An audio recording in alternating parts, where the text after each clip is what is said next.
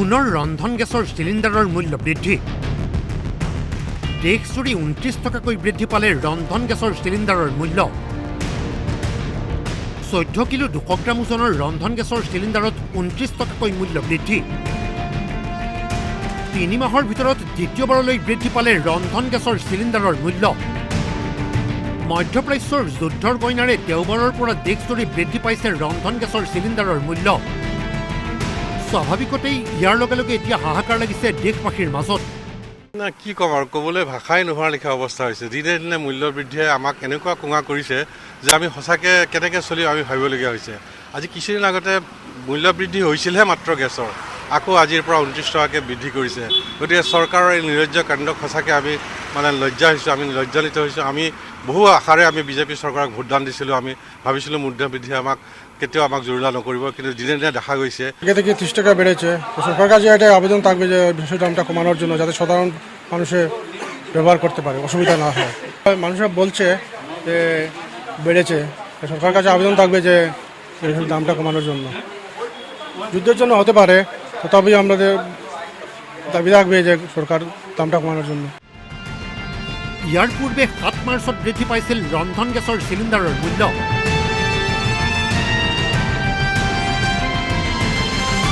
৭ মাৰ্চত ৬০ টকা বৃদ্ধি কৰা হৈছিল প্ৰতিটো চিলিণ্ডাৰৰ মূল্য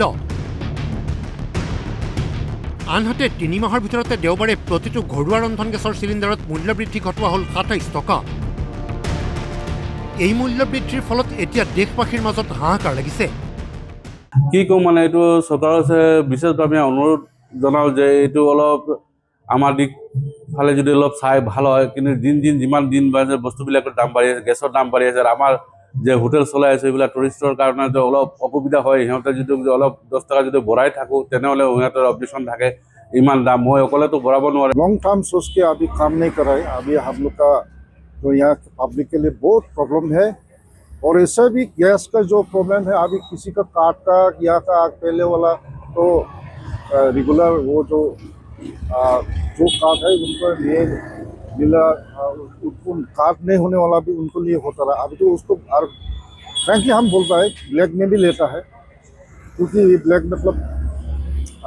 वो खराब के लिए नहीं है किसी कार्ड नहीं क्या नहीं उनको 2500 क्या 3000 तक भी हो जाता হ্যাঁ গ্যাসের দাম বেড়েছে এতে আমাদের সাধারণ মানুষের অনেক অসুবিধা হচ্ছে তাই আমি সরকারের কাছে আবেদন রাখবো যাতে এই দামটা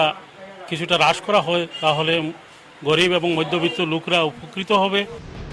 দেওবাৰৰ পৰা কাৰ্যকৰী হোৱাকৈ ৰন্ধন গেছৰ চিলিণ্ডাৰৰ এই মূল্য বৃদ্ধিৰ ফলত গুৱাহাটীত প্ৰতিটো চিলিণ্ডাৰৰ মূল্য হ'লগৈ ৯৯১ টকা আনহাতে ৰাজ্যখনৰ ভিতৰতে ডিমা হাছাও জিলাত সৰ্বাধিক ১,১০০ টকা ৫০ পইচালৈ বৃদ্ধি পালে ৰন্ধন গেছৰ চিলিণ্ডাৰৰ মূল্য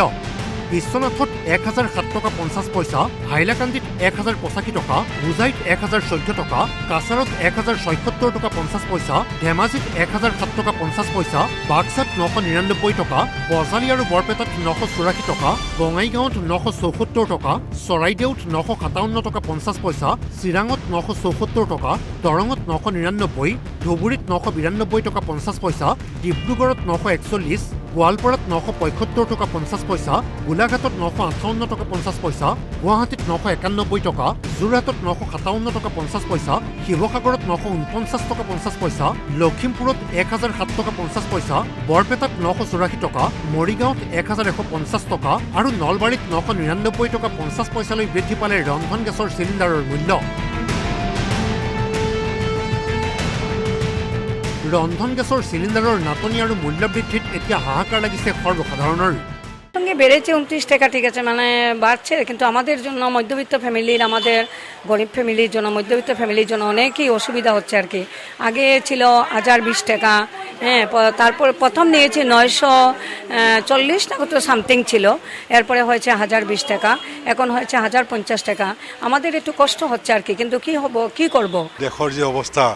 মূল্য বৃদ্ধি এনেকৈ কোঙা কৰিছে যে আমি ৰিটায়াৰ্ড পাৰ্চন আমি চলা ফেৰাই টান হৈছে